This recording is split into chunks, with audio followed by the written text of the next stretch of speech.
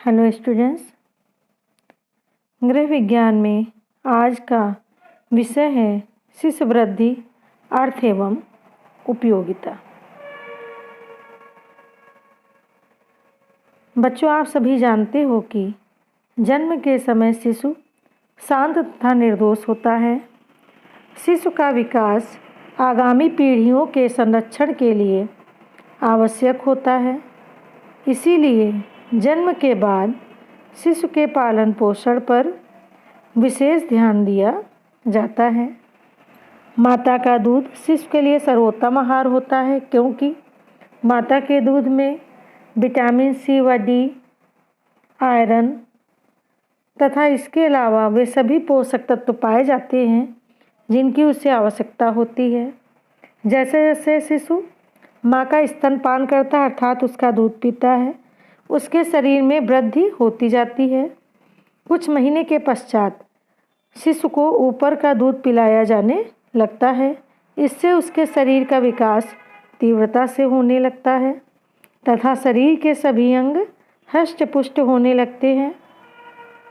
इन अंगों के द्वारा उसके शरीर में विभिन्न शारीरिक क्रियाएं होना आरंभ हो जाती हैं।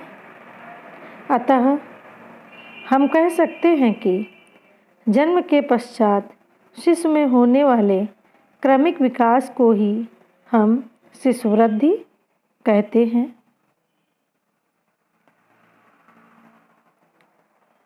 शिशु विकास के आधार। नवजात शिशु की देखभाल करना माता का प्रमुख कर्तव्य है। बच्चे के शरीर में ठीक प्रकार वृद्धि व विकास हो रहा है या नहीं, यह ध्यान रखना अत्यंत आवश्यक है, क्योंकि किसी भी कारणवश यदि शिशु का विकास प्रभावित हो रहा है तो इसका कारण कोई शारीरिक दोष भी हो सकता है। सामान्यतः शिशु के विकास के आधार निम्नलिखित होते हैं। नंबर 1, शिशु का भार। जन्म के उपरांत तुरंत ही शिशु का भार लेना आवश्यक है। जन्म के समय शिशु का भार लगभग 3 से 4 किलोग्राम होता है। प्रथम सप्ताह के अंत में चूँकि माता का दूध पर्याप्त मात्रा में नहीं मिल पाता, अतः उसके भार में कुछ कमी हो जाती है, परंतु पोषण सामान्य होते ही धीरे धीरे उसके भार में वृद्धि होने लगती है। दूसरा मुख्य आधार है लंबाई। शिशु की लंबाई।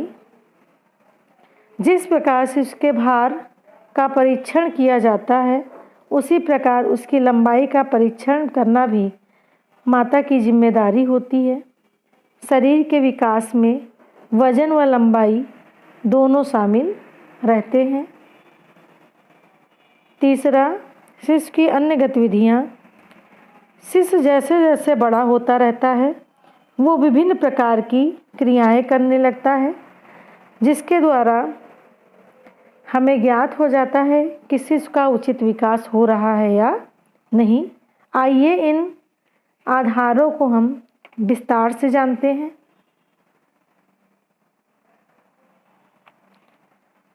पहला, जैसा आप लोगों ने अभी पढ़ा, पहला आधार था शिशु का भार।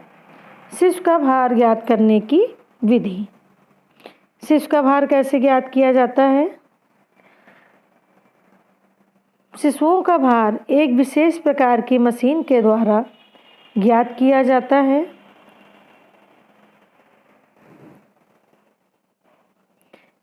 आप लोग चित्र में स्पष्ट देख रहे हो, एक मशीन बनी हुई है जिसके ऊपर एक शिशु को लिटाया गया है। इसी मशीन के ऊपर लगी ट्रे में शिशु को लिटा दिया जाता है। ट्रे के नीचे लगे डायल की सुई से वजन की गणना की जाती है। जहाँ तक संभव हो, सप्ताह के एक ही दिन व एक ही समय पर समान वस्त्रों के साथ और एक ही मशीन पर तौल करना उचित रहता है।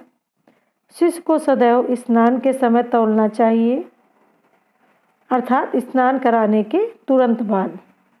ठीक है, तौल करने के बाद उसके भार को एक सारणी के रूप में चिन्हित करते जाना चाहिए, जिससे भार में जो वृद्धि हो रही है उसका सही आकलन किया जा सके। दूसरा आप लोगों ने प्रमुख आधार का कारक पढ़ा था शिशु की लंबाई। तो आइए जानते हैं कि शिशु की लंबाई कैसे ज्ञात की जाती है। जब बच्चा बड़ा हो जाता है धीरे धीरे, तब तो उसकी लंबाई ज्ञात करना आसान होता है, परंतु जब बच्चा शिशु अवस्था में होता है तो उसकी लंबाई ज्ञात करने के लिए एक विशेष प्रकार की मेज का प्रयोग किया जाता है। उस मेज पर शिशु को लिटाया जाता है। इस मेज के एक ओर स्केल लगा होता है। स्केल के द्वारा शिशु की लंबाई की गणना की जाती है। यह मेज प्रत्येक अस्पताल में उपलब्ध रहती है। वजन की तरह ही शिशु की लंबाई को भी चार्ट पेपर पे नोट करते रहना आवश्यक है। सामान्यतः शिशु की लंबाई निम्नलिखित चार्ट के अनुसार होनी चाहिए। शिशु की अन्य गतिविधियाँ। जैसे जैसे शिशु बड़ा होता रहता है, समय समय पर वह विभिन्न प्रकार की शारीरिक क्रियाएं करता रहता है, जैसे करवट बदलना, गर्दन संभालना, बिना सहारे के बैठना, घुटने के बल चलना, खड़ा होना, परिवार के सदस्यों को पहचानना, मुस्कुराना आदि। शिशु की इन शारीरिक गतिविधियों से उसकी सामान्य वृद्धि का पता चलता है। इससे शिशु की हड्डियां व मांसपेशियां भी मजबूत होती हैं। सामान्य वृद्धि न हो पाने की दशा में किसी शिशु विशेषज्ञ से सलाह लेनी आवश्यक है।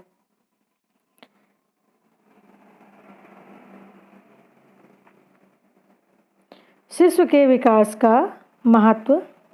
शिशु की सामान्य बढ़ोतरी और विकास के लिए शिशु विकास की पर्याप्त जानकारी होना अत्यंत आवश्यक है। इससे पता चल जाता है कि शिशु का विकास सामान्य दशा में हो रहा है अथवा नहीं।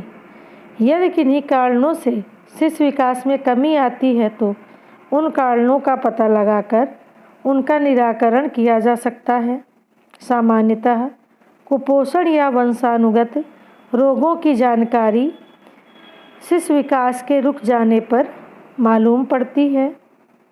यदि स्वयं समस्या का निराकरण संभव न हो तो ऐसी स्थिति में किसी कुशल चिकित्सक अथवा बाल रोग विशेषज्ञ की सलाह लेनी चाहिए।